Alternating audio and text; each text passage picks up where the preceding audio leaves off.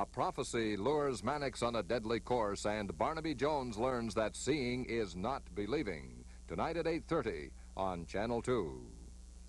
Bob Dunn here in the KNXT newsroom. Many products we use every day on our face, hair, hands, or bodies cause 60,000 injuries a year.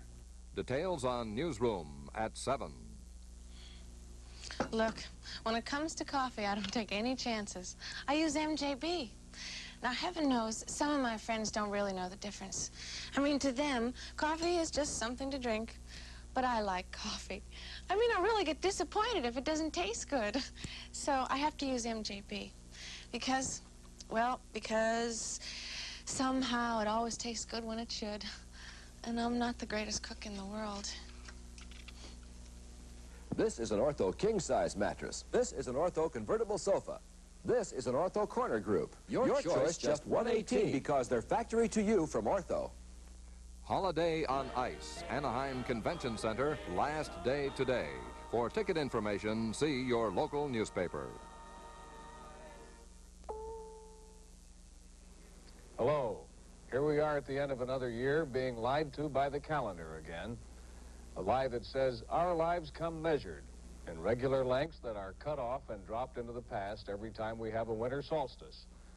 It's an endearing lie. It gives us a chance to say, what an incredible year it's been. It seems we always say that.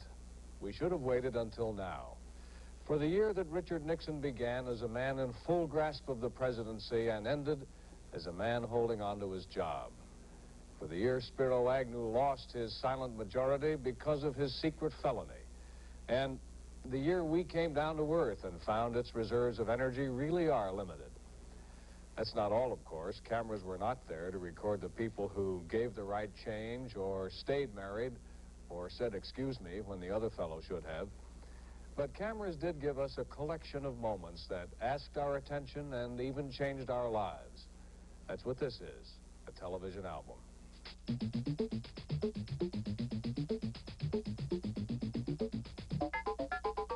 This is a CBS News special report.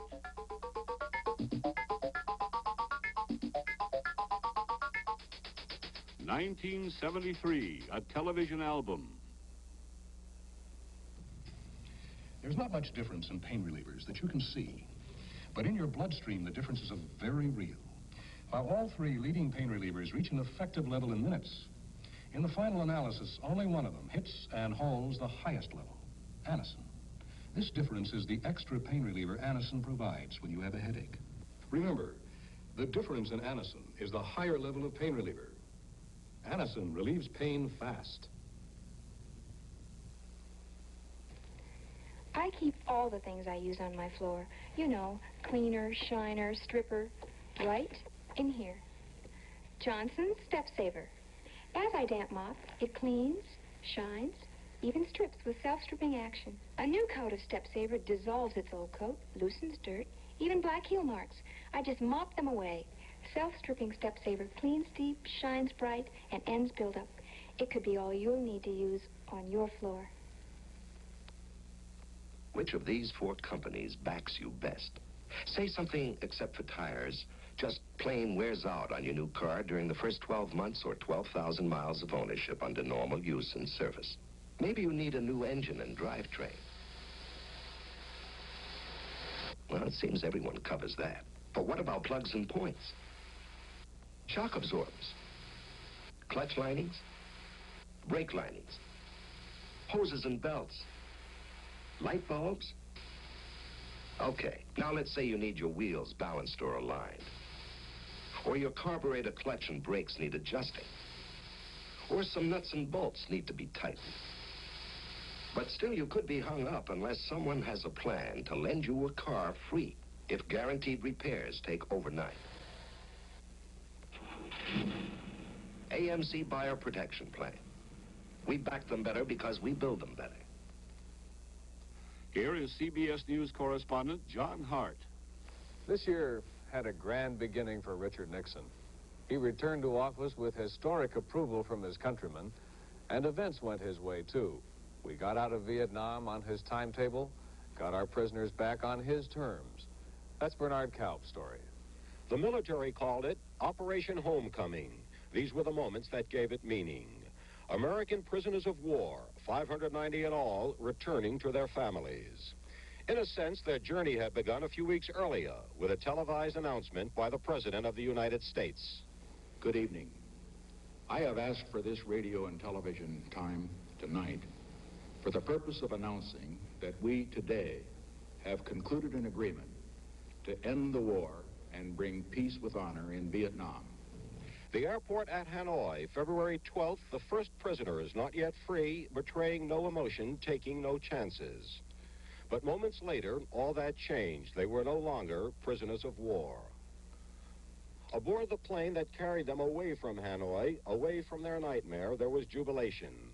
Later, many would tell stories of torture, of mistreatment in prison, but today there was only relief.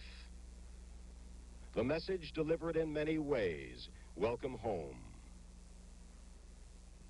First stop, Clark Air Force Base in the Philippines. And the first man off the first plane was Navy Captain Jeremiah Denton of Virginia Beach, Virginia. Senior officer among that first group of POWs, and thus their official spokesman. Denton set a theme that many other returning POWs would follow, expressing thanks to their Commander-in-Chief, the President. We are profoundly grateful to our Commander-in-Chief and to our nation for this day. God bless America. God bless America. God bless America, my home, sweet home. Irving Berlin at the White House dinner for the POWs.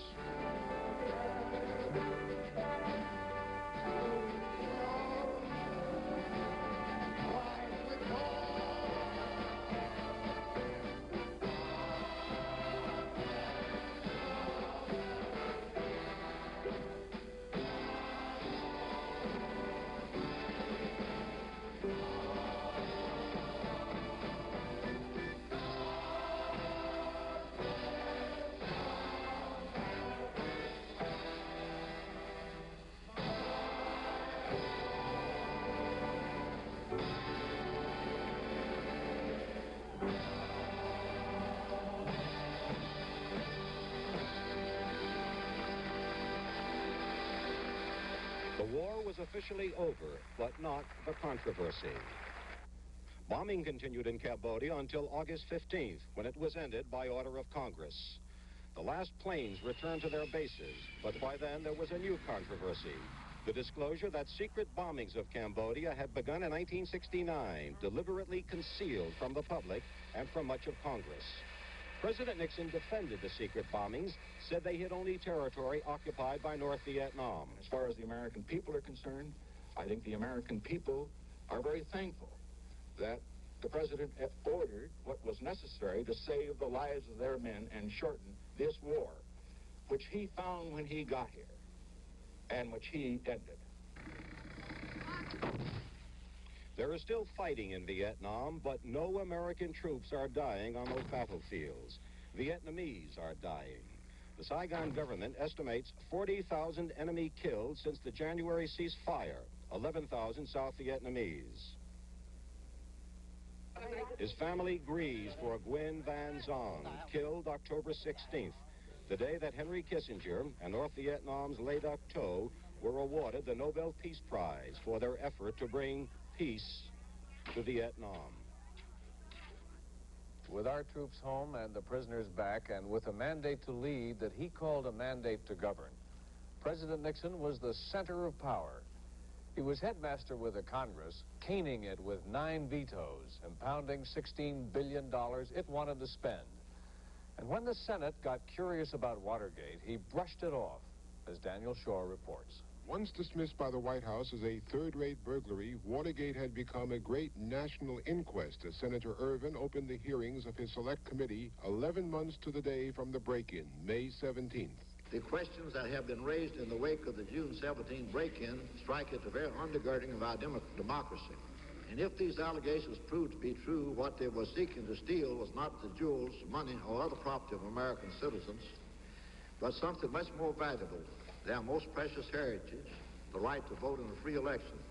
There were first the youthful and rueful spear carriers of the Nixon campaign, Administrator Robert Odle, Administrative Assistant Robert Reisner, who handled a wiretap file, Treasurer Hugh Sloan, who said he resisted perjury suggestions, and Scheduling Director Herbert Porter, all motivated by loyalty. My loyalty to this man, Richard Nixon, goes back longer than any person that you will see sitting at this table throughout any of these hearings. The chief spear carrier, the day-to-day boss of the campaign committee, Jeb Magruder, who confessed his role in the Watergate planning and the cover-up that followed as though by reflex. Oh, I think there was no question that the cover-up began that Saturday when we realized it was a break-in. I don't think there was ever any discussion that there wouldn't be a cover-up. But how far up did it go? The chief accuser became John Dean, who, as the president's counsel, had been an active participant in both conspiracy and cover-up. He said it went very high to presidential aides H.R. Haldeman and John Ehrlichman, who directed him, and even higher to the president himself, whom he represented as congratulating him on September 15th when only 7 indictments were handed up. The president told me I'd done a good job, and he appreciated how difficult a task it had been, and the president was pleased that the case had stopped with Liddy. Dean had more accusations against the president, that on March 13th he approved a hush money fund for Watergate defendants. He asked me how much it would cost. I told him I could only make an estimate that it might be as high as $1 million or more. He told me that that was no problem. Much of Dean's version of his talks with the president was disputed by the White House. One point was not, a warning to Mr. Nixon with large implications. I began by telling the president that there was a cancer growing on the presidency, and if the cancer was not removed, the president himself would be killed by it. Others told of warning the president. Former acting FBI Director Patrick Gray, who himself admitted burning evidence, said he told Mr. Nixon he might be mortally wounded by attempts to involve the FBI and CIA in the cover-up. Do you think a reasonable and prudent man, on the basis of the warning that you gave him at that time, would have been alerted to the fact that his staff was engaged in something improper, unlawful, illegal? I do, because frankly, I expected the president to ask me some questions, and for 2 weeks thereafter, I think it was on the 12th and again on the 28th, I asked General Walters if the president had called him. And when I heard nothing, I began to feel that General Walters and I were alarmists. The top men of the White House and of the campaign organization staunchly defended the president, but appeared to engage in a blame-shifting duel among themselves. Watergate didn't have the great significance that the White House horror stories that have since occurred. All right, then, would you then say that, that whatever cover-up was taking place at this point, concealment or not volunteering information, had to do with actually to prevent the so-called White House horror stories rather than Watergate break-in? This was certainly my belief, rationale of it, and I would believe that people in the White House, certainly some of them that might well be involved, certainly would have a similar interest. There was a lot of speculation about John Mitchell and his place in all of this. I can recall at one of these meetings, Bob Haldeman saying, I wonder if we're taking all this anguish just to protect John Mitchell. It was left to Mr. Nixon's closest and highest associate, former Chief of Staff Haldeman, to make the general defense against Dean's charges for the president and for himself. At no time did I give Dean any instructions to cover up anything in this case. I had no personal motivation to cover up anything because I had no personal involvement, and I knew the president had no involvement. The Irving Committee examined many witnesses, but not the president himself. Mr. Nixon refused to testify. But suddenly there arose another way of getting the president's testimony. It was revealed by a former Haldeman assistant, now Federal Aviation Administrator, Alexander Butterfield. Mr. Butterfield, are you aware of the installation of any listening devices in the Oval Office of the president? I was aware of listening devices. Yes, sir. What an astonished nation heard from Butterfield was that, known only to a handful, all presidential office and telephone conversations had been recorded for history. It was a history-making discovery, and from then on, the Watergate investigation was dominated by the battle for the best evidence of President Nixon's activities, his own recorded conversations. On December 19th, the committee presented the White House with massive subpoenas for 481 presidential conversations up to last month, and for bales of documents bearing on the Dairy Fund and on the Nixon-Howard Hughes connection. On these and other matters, the Watergate Committee plans hearings early in the new year. It is supposed to report by the end of February. But Senator Ervin, foreseeing a long court fight over the tapes, is already thinking of asking an extension, making this his last great cause before retirement a year from now. Whenever that report comes with its proposals to clean up political campaigns, it is likely to be overshadowed. For what started last May as the congressional investigation of Watergate may soon become a sideshow to the impeachment investigation. President Nixon was convinced the committee was out to get him and said the Watergate case belonged in the courts. As it turned out, that's where it hurt him most. Fred Graham on the court case.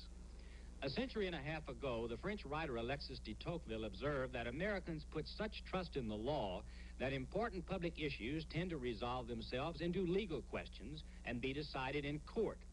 Nowhere has this proved more true than in the past year, as a series of court hearings brought to the surface some of the blemishes of the Nixon administration and marked a steady decline in the president's fortunes.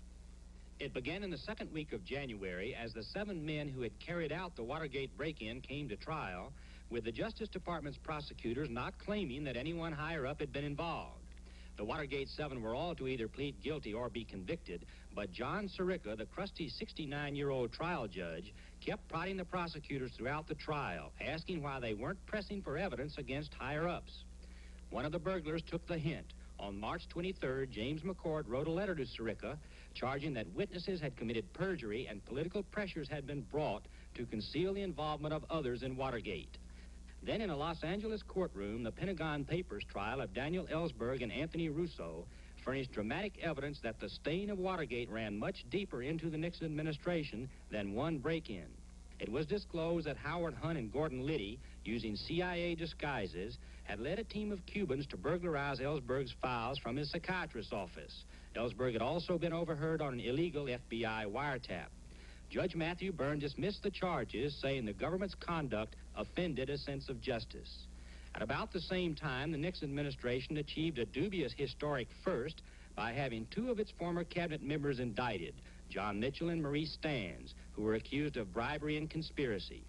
By mid-June, it was obvious that Congress would not approve Elliot Richardson's nomination to be Attorney General unless he named an independent Watergate special prosecutor. And he named a truly independent one, Harvard Law professor Archibald Cox. My assurance when I was named, and the assurance and testimony before the Senate Judiciary Committee, was that I would be given access to everything. That's the ground on which I took the position, and I expect that assurance to be honored. One of Cox's first acts was to subpoena 9 tapes of White House conversations about Watergate, and Judge Sirica became the first judge in United States history to order a president to turn over subpoenaed records. President Nixon invoked executive privilege and said he would take the case to the Supreme Court if necessary.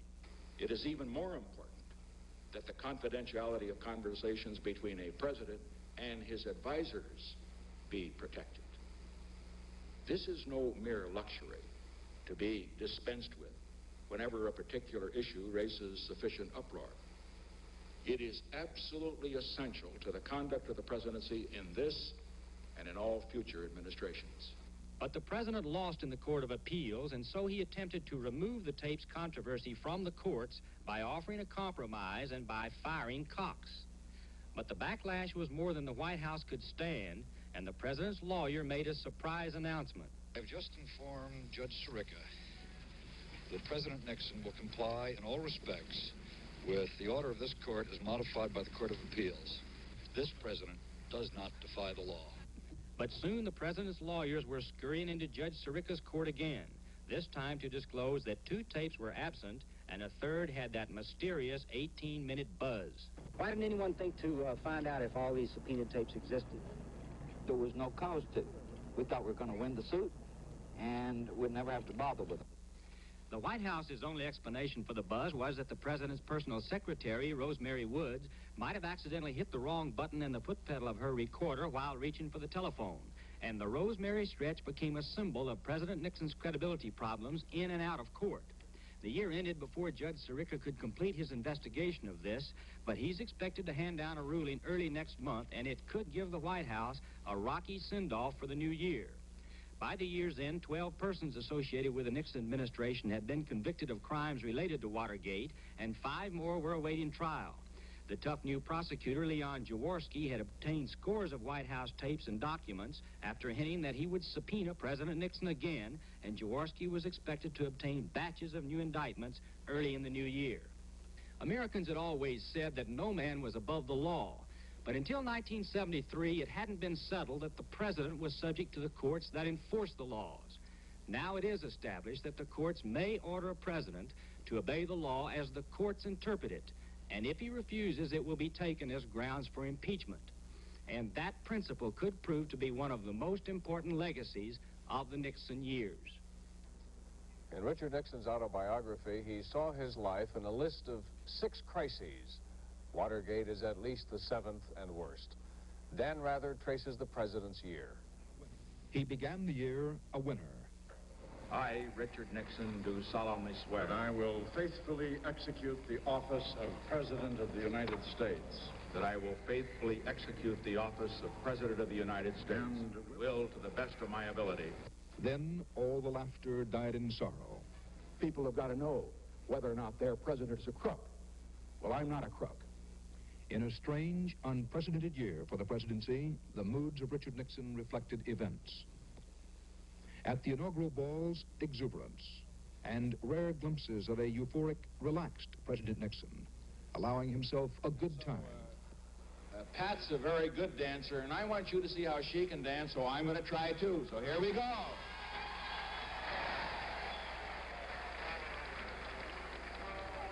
Public approval of him, as measured in the opinion polls, was nearly 70%. 8 months later, his rating in the polls had dropped into the 30s. His temper and frustration, as on this August day in New Orleans, was rising.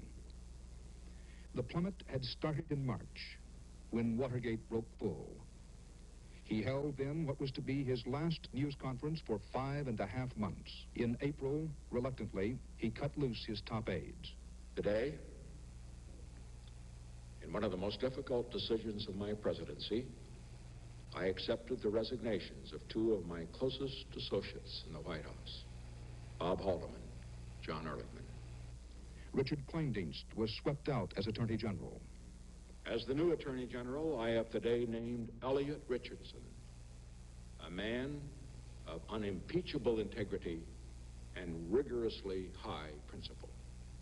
Archibald Cox was sworn in as special prosecutor, with promises he would have full authority to investigate Watergate and related crimes. In June, Soviet Communist Party leader Leonid Brezhnev came to visit. The atmosphere, friendly and cooperative. It was a welcome break for the domestically sieged American president. This opportunity to concentrate on what he likes best, what he thinks he does best, foreign policy. But the respite was short. There were new Watergate revelations in the Senate. The president spent 8 days hospitalized in July. Doctors said it was lung trouble. Mr. Nixon came out looking tired, but sounding defiant. Let others wallow in Watergate. We're going to do our job. In August, the president held his first news conference in nearly half a year at his California home in San Clemente. Questions were many and blunt. The president blamed most of his troubles on the press and political enemies. People who did not accept the mandate of 72, who do not want the strong America that I want to build, people who do not want these things, naturally would exploit any issue, if it weren't Watergate, anything else, in order to keep the president from doing his job. In October, the president placed U.S. troops on alert in the Middle East crisis and declared that showed Watergate had no effect on him. I should point out that even in this week, when many thought that the president was shell-shocked, unable to act, the President acted decisively in the interests of peace and the interests of the country. But the president's popularity rating continued to drop, down to 27%, as stories of non-existent tapes and an 18-minute gap continued to puzzle the public. The House Judiciary Committee began to consider impeachment. Mr. Nixon launched Operation Candor, but as the year ended, with his ratings just beginning to inch up, the president still was trying to persuade the public that his personal finances were honest and fair. And I want to say this to the television audience. I made my mistakes, but in all of my years of public life, I have never profited from public service. I've earned every cent. For the president, the presidency, and for all of us, that was the year that was. It has created a crisis in the presidency, the likes of which this nation never before has seen. The drama is far from over. But around Washington, at least, there is a consensus of opinion now that the climax, for better or for worse, is nearing. In Congress, inside the White House, in places and among people in between, the feeling grows that if the president survives in office through the spring, he may, if his health holds, finish out his term. But that surviving in office through the spring won't be easy, especially if the expected economic downturn becomes a recession. All sides agree that things simply cannot for long in 1974 continue as they have been for most of 73. One politician said we had developed a post-Watergate morality.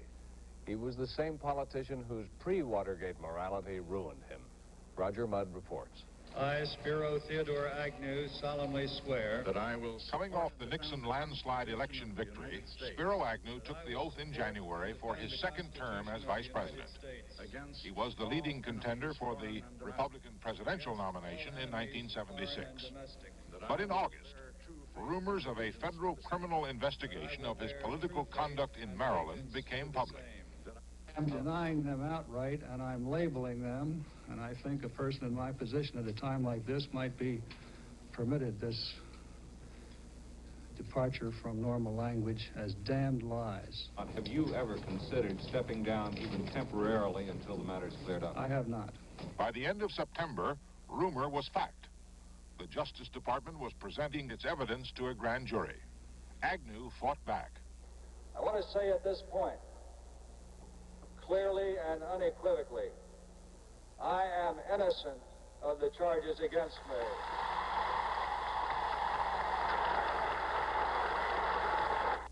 I will not resign if indicted. I will not resign if indicted. But on October 10th, Spiro Agnew sent his letter of resignation to President Nixon and appeared in court before Judge Walter Hoffman. Agnew pleaded nolo contendere to one charge of income tax evasion, even though the judge had warned him it was equal to a guilty plea. The sentence, 3 years probation, a fine of $10,000. Spiro Agnew disappeared from public life, victim of what he called the new post-Watergate morality, but what others saw as the old American demand for righteousness in public office. 2 days later, in a festive champagne gathering at the White House, President Nixon announced his choice as the new vice president. He is a man who has served for 25 years in the House of Representatives with great distinction. Gerald Ford, minority leader of the House, a faithful Nixon supporter, not likely to be a charismatic candidate for president in '76, but honest, steady, and most important, liked by his fellow congressmen who would have to confirm him. Under provisions of the new 25th Amendment, it took the House and Senate almost 2 months to fill the vice presidential vacancy. But on December 6th, the House completed congressional confirmation, and that afternoon, Ford appeared before a joint meeting of the Congress to take his oath of office. Place your hand on the Bible and repeat after me. I, Gerald R. Ford, do solemnly swear. I, Gerald R. Ford, do solemnly swear. The big question now about Jerry Ford is whether he will get the chance as vice president to use those very qualities that caused Richard Nixon to pick him. Most of the evidence indicates he will not. After a week of glow and high hopes that the swearing in of Ford would help save the Nixon presidency, Ford has been on his own, without mission or message. and Mr. Nixon has returned to his Watergate-imposed isolation, rarely asking for or taking advice from Ford, concentrating mainly on saving himself. Left to his own devices, Ford has been publicly happy and accessible, visible enough to be the subject of presidential polls, and running ahead of both Kennedy and Jackson. Ford himself dismisses such sampling as unrealities, but both the country and the grand old party have learned that unreality has become a fact of political life. We lost a number of people this year whose lives had made a difference. Among the politicians, Lyndon Johnson, our 36th president, David Ben-Gurion, Israel's first premier, and Walter Ulbricht, who put up the Berlin Wall. Among the geniuses, Pablo Picasso, the artist, Pablo Casals, the cellist, W.H. Auden, the poet, Noel Coward, the playwright, John Ford, the movie director. Among performers who got famous for something other than performing, Betty Grable for her legs, Veronica Lake for her hair, Joe E. Brown for that grin. And men of other times, Captain Eddie Rickenbacker, the ace of aces in World War I, and Frank Costello, former Prime Minister of the underworld. A lot of famous people were born this year, too, and we'll have their names for you in 40 years.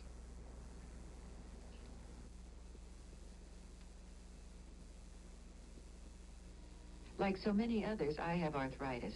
So do several of my friends. The way they talked about Exocaine sounded too good to be true. This is Exocaine, Exocaine medicated foam, the only leading rub containing benzocaine, the fast-acting anesthetic that deadens pain up to hours at a time. Exocaine starts to penetrate immediately to temporarily deaden minor aches and pains of arthritis. I do feel less pain with Exocaine. Fast-acting Exocaine to temporarily deaden minor arthritis pain. This is a wonderful time of the year for our family. And one of the things we enjoy about it is giving each other gifts. But we already have the best gift of all, the gift of good health. Of course, it helps to eat right and exercise. And we take Geritol every day. With Geritol, we know we're getting enough iron. Iron that's basic to good health, and some very important vitamins. Everybody loves to get gifts. But when you've got your health, you've already got the best gift of all. Geritol, every day.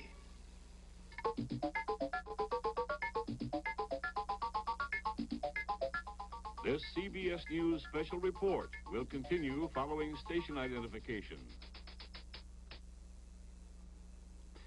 See the Cotton and Rose Bowl parades and the exciting Cotton Bowl game between Texas and Nebraska all New Year's Day on CBS. Here's news you've been waiting for. Lee's Bars, Stools and Dinettes semi-annual clearance sale, when our $1 million inventory is reduced not just 5, 10, or 15%, but up to 50%. Honest-to-goodness savings on bars, dinettes, game sets, and breakfast nooks. You'll save to 1/2 on floor samples, cancellations, and special orders, guaranteed up to 10 years. So hurry to the big clearance sale of the year at Lee's, where you'll save to 1/2. For a store nearest you, call 213-877-1325. Price gougers beware. A film report at 7.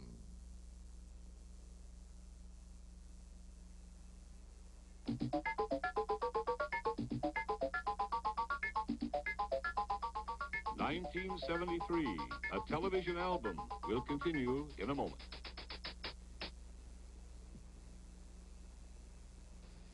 Kodak presents a whole new experience in home movie making.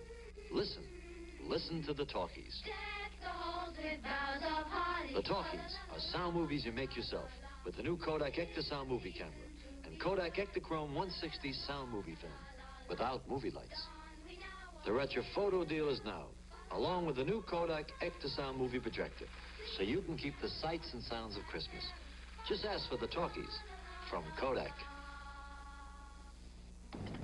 Load a house full of furniture, unload a house full of furniture, where does it get you? In the neck, the back, the shoulders. What are you gonna do, huh? Absorbine Junior. It's hard-working medicine, speed up circulation when you put it on. Warmth gets deep into sore, aching muscles. Loosens them up. You work hard, ache sometimes, get Absorbine Junior. Absorbine Junior works as hard as you do. Maggie, you're beautiful. I know. She knows. A few things made us look up this year. A comet, an apostrophe in space making Kahoutek possessive.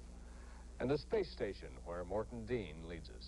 1-0. Skylab was almost a $2.5 billion flop.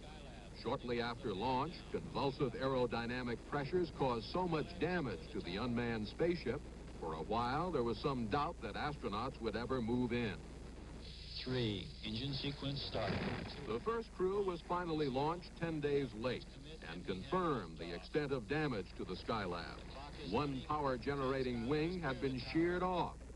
Solar Wing 1 is in fact partially deployed. There's nothing left over on the other side.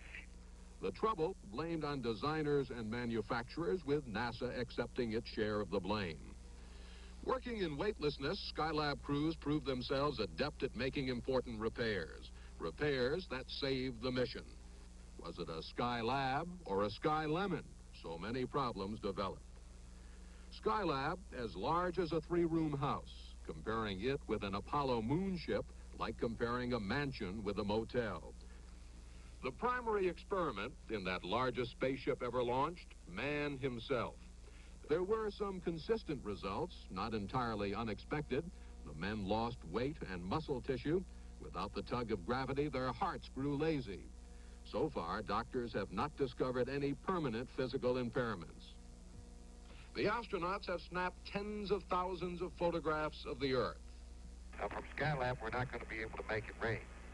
But we think from Skylab, we can look down with suitable sensors and find areas which have high probability of water.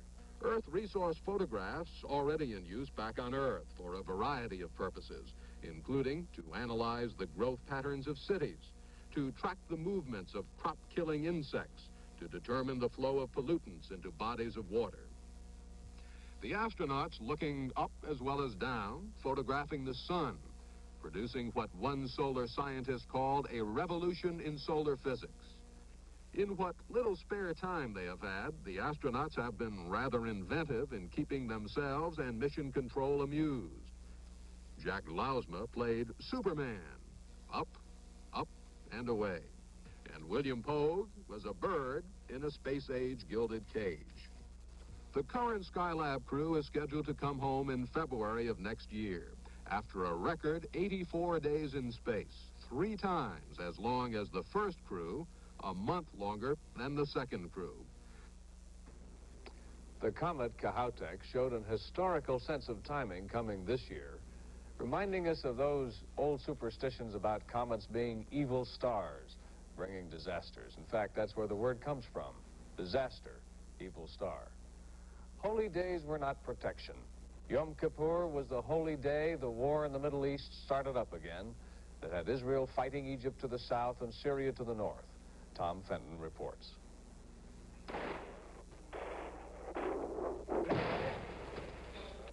The unsuspecting Israeli army had been caught off balance and would pay dearly for allowing the Arabs to strike first. Quickly mobilized reinforcements moved up to the fronts while thin Israeli defense lines fell back under the Arab onslaught. In the north, the Syrians overran large areas of the occupied Golan Heights. For several days, world opinion was badly misled. While the Israeli army was issuing confident communiques, it was losing hundreds of men and tanks, even though inflicting greater losses on the attacking Arabs. The Israeli counterattack, when it began, did not produce the expected Arab rout. There were huge tank battles in classic World War II style. The Syrians, reinforced by Iraqi, Jordanian, and other small Arab elements, fought well, contesting every inch of rocky ground. The air war produced other surprises.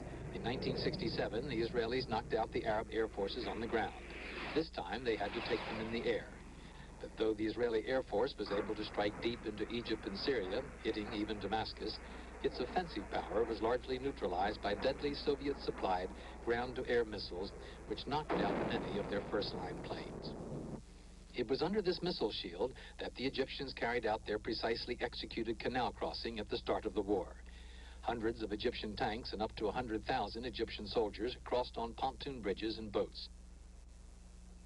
The so-called Bar-Lev line, manned by only 500 to 600 soldiers, crumbled, and with it, the Israeli army's reputation for invincibility. The Egyptians had never fought so well. The Israelis fell back to secondary positions in the Sinai as the Egyptians dug in and reinforced a 100-mile-long front on the east bank of the canal. Israeli reinforcements began to arrive when the Syrian front stabilized. While holding off Egyptian attacks in some of the biggest tank battles in history, the Israelis turned the tide of the war in a brilliant maneuver. Their armored forces thrust across the canal at midpoint in the gap between two Egyptian armies, destroying missile sites and wreaking havoc on Egyptian rear lines. Egypt's Soviet protectors urgently summoned Secretary of State Kissinger to Moscow, where in 40 hours a ceasefire agreement was drawn up and imposed on the Israelis. Kissinger rushed to Tel Aviv to pressure Prime Minister Golda Meir into keeping an agreement which many Israelis opposed. The United States was able to use powerful leverage on the reluctant Israelis. Its huge airlift of weapons and ammunition had saved the Israeli forces from running out of tanks and shells. A parallel operation was conducted by the Russians until both sides were fully rearmed. Israeli armored units on the west bank of the canal disregarded the ceasefire at the first signs of Egyptian violations and raced on at full tilt. By the time of the second ceasefire, 36 hours later, they had cut off the town of Suez and closed the trap on 20,000 men of the Egyptian Third Army. Hundreds of Egyptian soldiers began surrendering. Kissinger flew to Cairo and worked out another agreement which narrowly averted a new round of fighting. Again, reluctant Israelis were pressured into concessions. The documents were signed under United Nations supervision at kilometer 101 on the Cairo-Suez road. The war altered the balance of power enough, or at least the balance of confidence enough, to get Arabs and Israelis together in their first formal peace negotiations since Israel became a state in 1948. If the war gave no clear victory, the talks brought no sure peace. But the fact they were talking at all was another fulfillment for Henry Kissinger. It was a prized year for him. Beginning with the January truce in Vietnam, sharing Nobel honors with North Vietnam's Le Duc Tho, each of them getting half the prize for something less than peace. Then the greater prize when the German refugee became Secretary of State. And if my origin can contribute anything to the formulation of our policy, it is that at an early age, I have seen what can happen to a society that is based on hatred and strength and distrust, and that I experienced then what America means to other people, its hope and its idealism. He met with Premier Zhou Enlai in China and Edward Heath in England, with oil sheikhs in oil sheikdoms, and stopped off in Korea, seeing King Hussein and a formal visit to Pakistan. But the Middle East dominated his travel log. In his first 3 months in office, he visited 21 foreign capitals and traveled 50,000 miles, the hardest miles coming near the end of the year in Israel and in Egypt to stop the shooting and maneuver for peace. When the fighting stopped in the Middle East, it seemed the only clear losers were us by losing Arab oil. And it wasn't just the Arabs. We were already short. Mitchell Krauss narrates. This was Denver last July, having gasless weekends 3 months before the Arabs cut us off. What the Arabs did was make us face up to the limit we had already reached and change our ways, which were beyond our means. We began to recognize new kinds of virtues, like smallness, and certain kinds of togetherness, and certain kinds of homeliness. We were asked to cool down and slow up. The economy began to do both. The cost of jet fuel went up 345%. The airlines stopped more than 1,000 daily flights, and furlough notices went out to thousands of workers. The cost of diesel fuel went up, and in the Middle West, truckers shut down in the middle of the road. The fuel scarcity, being undeniable, made the environmentalists quite deniable, and Congress quickly approved the great oil pipeline across Alaska. Detroit lost much of its big car business.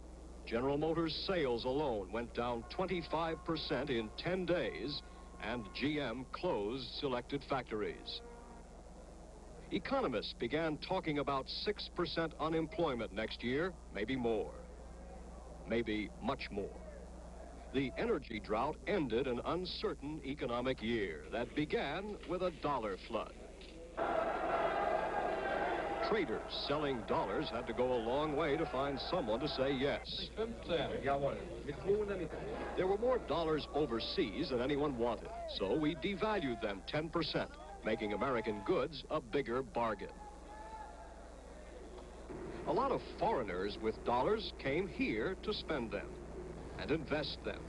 The Japanese began treating the United States as an underdeveloped country, putting up office buildings and hotels, building airplane factories and hiring the locals, starting up branches here in all kinds of businesses, from cars to soy sauce, and joining the economic elite properly with a horse farm in Kentucky. Cheaper dollars did one good thing. By getting foreigners to buy more from us, it gave us a surplus in the trade balance for the first time in nearly 2 years. Some things we let them buy too much of, grain, for instance. And soybeans, whose prices tripled by June when President Nixon ordered us to keep more soybeans at home. We've been selling more than half of them overseas. It became very expensive to raise the animals that grow on grain. We bought bean meal last year for $80 a ton, and it is now around $400 a ton. And it just takes all the gravy out of it. Some of the chicken ranchers gave up for a while and dumped their crops.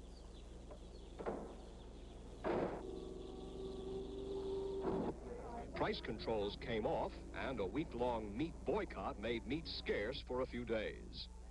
By the end of the year, wholesale farm prices had gone up 43%. The cost of living went up 8%, food prices alone 19%. It all came home at home. The stock market was something else. Starting at an all-time high of 1051 on the Dow Jones average, the market lost $200 billion in paper value along the way. Economics isn't called the dismal science for nothing.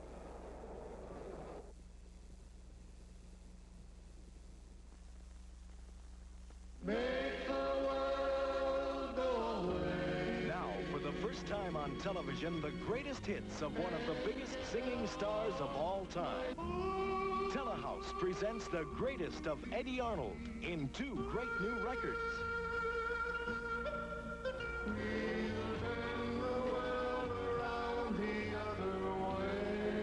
What's he doing in my world? But I really... You'll hear all the hits that made Eddie Arnold the best there is.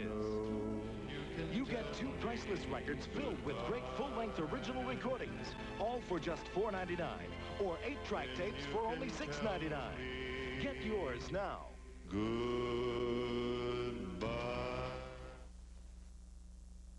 Send $4.99 for records, $6.99 for 8-track tape to Eddie, P.O. Box 8800, North Hollywood, California, 91608. Money-back guarantee from Telehouse. Guerrillas set off 23 bombs in London this month and hurt 78 people there, exporting their war from Northern Ireland. But there was a difference this year in the war between Christians, as John Lawrence reports.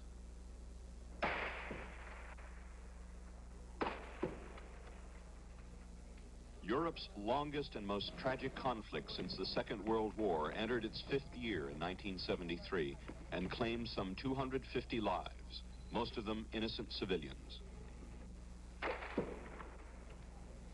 And yet, despite the continued violence, the first faint signs of a peaceful solution to the centuries-old Irish dilemma appeared on the political horizon. More than 15,000 British soldiers were stationed in Northern Ireland, patrolling the battle-scarred streets of Belfast, searching homes and questioning suspects in place of the police, trying to impose law and order on an often rebellious population.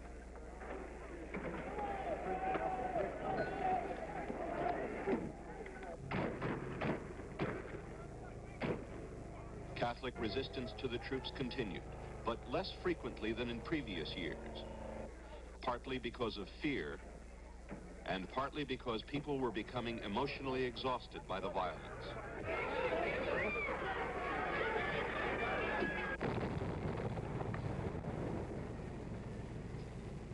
There were about 1,000 bomb blasts across the province, but the explosions which attracted the most attention were in England. Beginning in March, when a car bomb went off outside the criminal court building in London, killing 1 person and injuring over 200, scores of bombs were set in English cities as the Irish Republican Army extended its campaign to the British mainland. At the same time, the political process was being revived in Northern Ireland as voters elected delegates to a new 78-member assembly. The outcome gave 2/3 of the seats to moderate Protestant and Catholic politicians, the other third to hardline Protestants who pledged to wreck the new government. After months of tough bargaining, the moderates hammered out a unique compromise under which Catholics would share power with Protestants for the first time. At year's end, an historic conference was held outside London, bringing together the prime ministers of Great Britain, the Irish Republic, and the new coalition in Ulster. They agreed on the creation of a Council of Ireland, a major achievement that will bring about deep-seated changes in the relationship between the two Irelands, and could, if successful, bring peace someday to the tortured province where politics is religion and religion is politics. In Latin America, where the politics is normally military, Venezuela had orderly elections and held on to its democracy. Chile lost hers. Salvador Allende was the first Marxist to come to power in the Western Hemisphere by democratic vote, but his downfall followed the same script. Ike Pappas reports.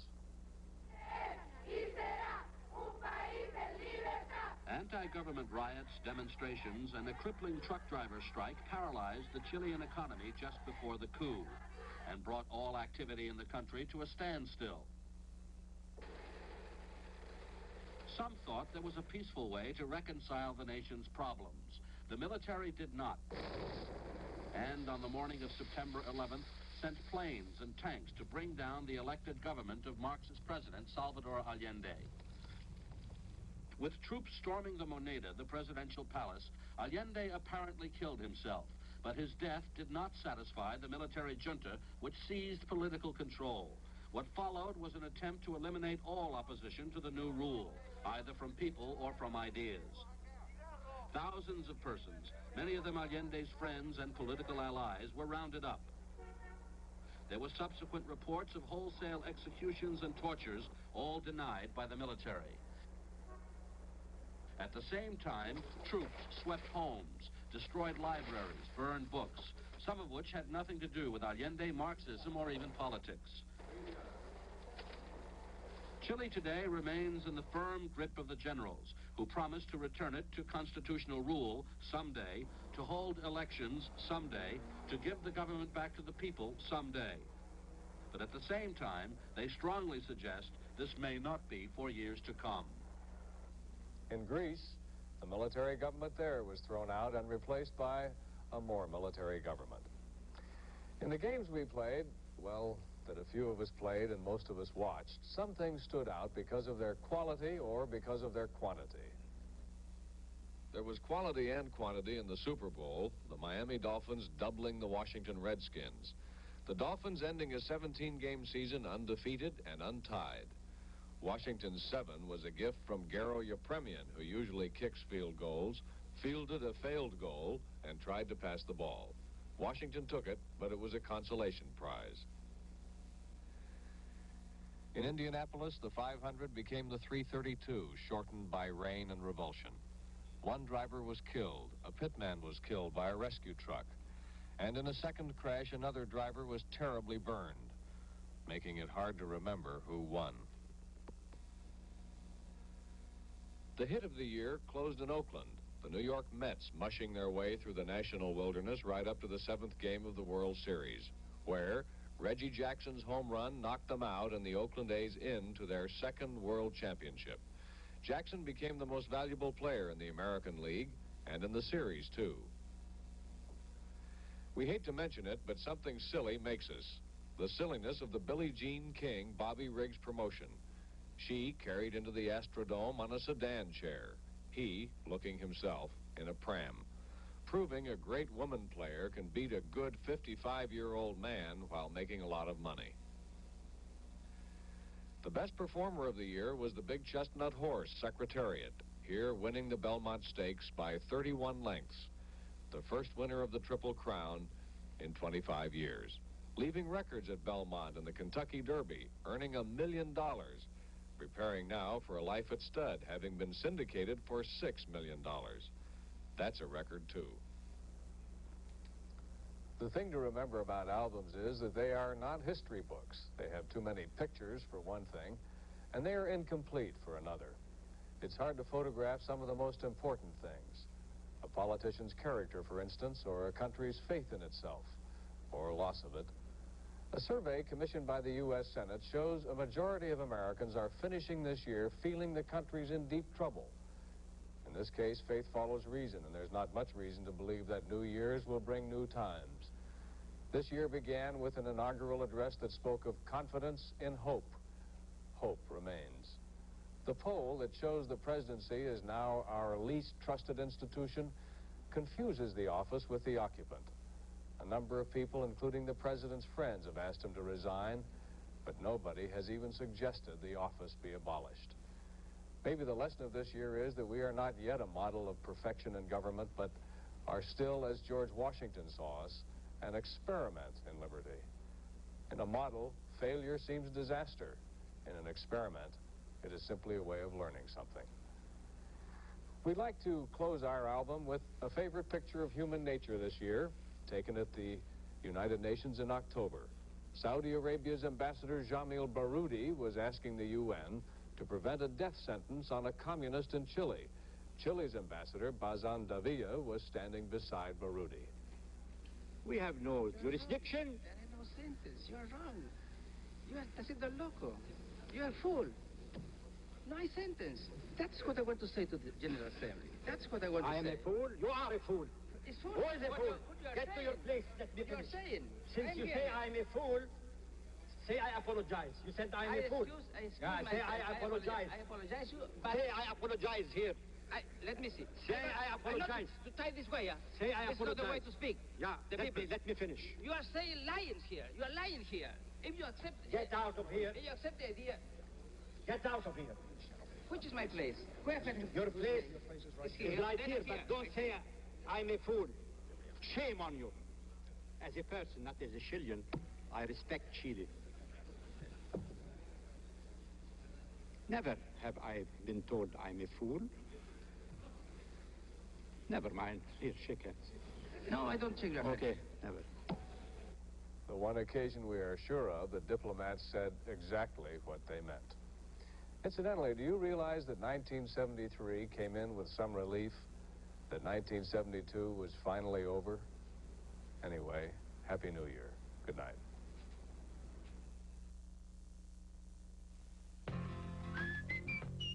There's a spirit going around at United Airlines. We call it friendship service. The friendly skies of your land. Have you seen the other side? It's a ticket in less than a minute to keep you out of lines. An extra roomy closet to keep you wrinkle-free. Got so much to give. Mother country. On most flights, a table for two in coach. Don't let your good land pass you by. Pass you by. Friendship service. Good reason more people choose the friendly skies than any other airline in the land. Proud beneath the skies. Come along, sing the song. People, now's the time. Friendly skies of your land, United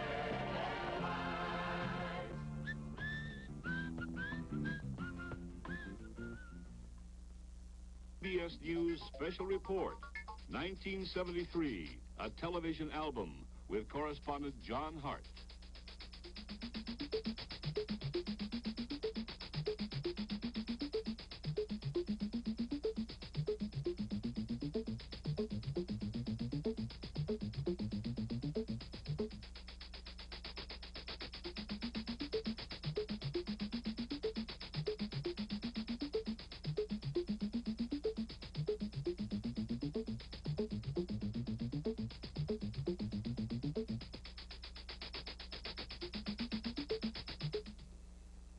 CBS News looks at the Arab-Israeli propaganda war, solar energy, the effect of midget football on youngsters in the season premiere of 60 Minutes, next Sunday at 6, 5 Central Time on CBS. The man Americans admire most arrives at Los Angeles International Airport in about half an hour.